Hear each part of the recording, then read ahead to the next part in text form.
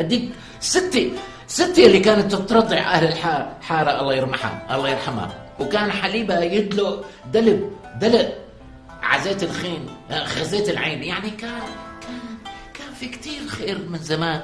الله وكيلك يا الله وكيلك يا طبيبنا. كان دائما فشها مصدي، صدرها مفشي. شو كنت الا وانا صغير الا شو هالتيتي؟ ليش هيك؟ قلت لي خلاص شو تطلع من تمها حلوة؟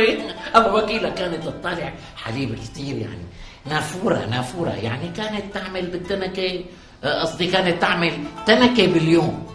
ما ادري شو كانت تاكل، والله ما بعرف شو كانت تاكل. يمكن حلبنة وكرسانة وحلبنة